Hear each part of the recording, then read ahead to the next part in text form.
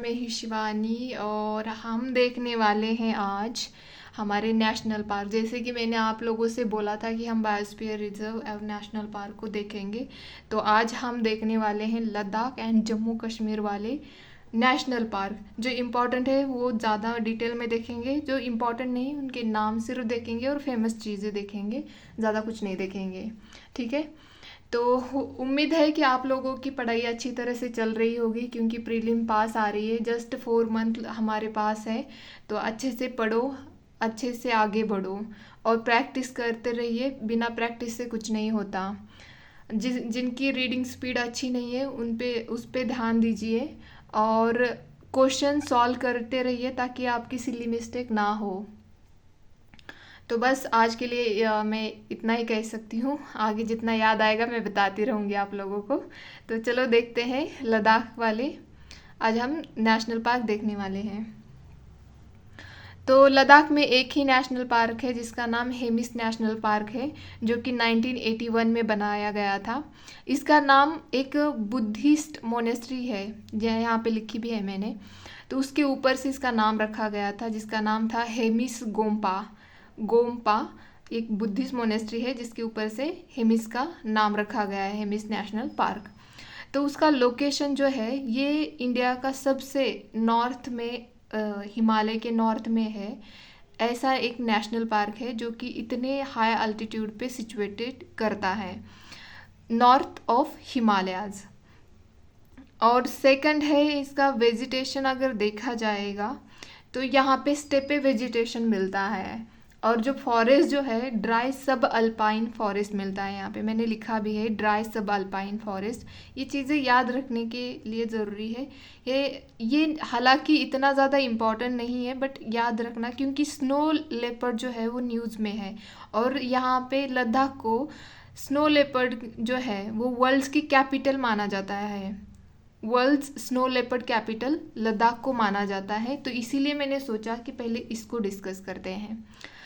ज़्यादा टाइम नहीं लूँगी, बहुत ही जल्दी और कंसाइज वे में बताऊँगी। बाकी का आप पढ़ लेना, खुद पॉइंट आउट करते रहिए, मतलब खुद मैपिंग करते रहिए ताकि आपको समझ में आए।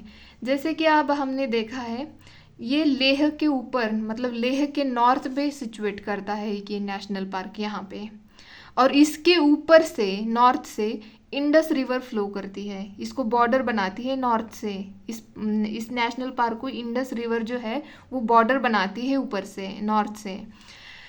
तो अगर इसका फौना देखा जाए, फौना मीन्स जो एनिमल्स होते हैं उनको हम फौना बोलते हैं, और फ्लोरा जो होता है वो जो प्लांट पेसीज होती है उनको हम फ्लोरा बोलते हैं।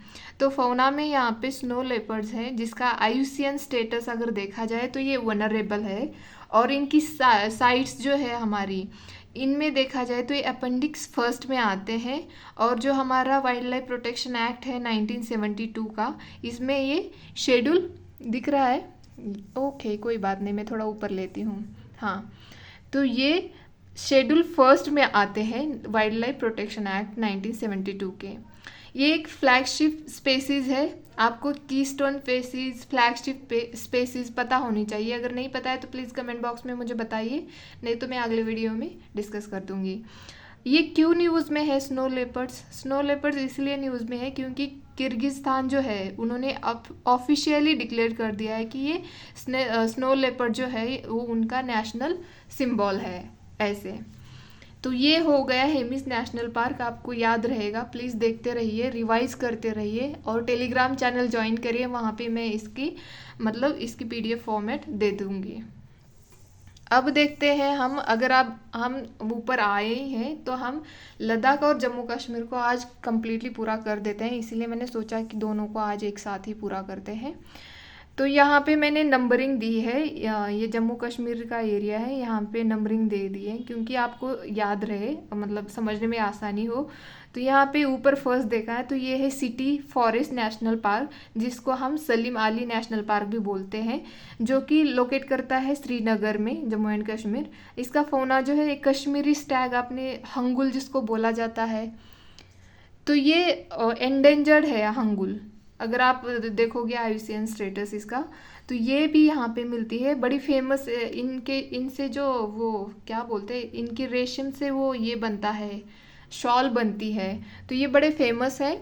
और दूसरा है musk deer and Himalayan black bear, यहाँ पे मिलते हैं इस नेशनल पार्क में।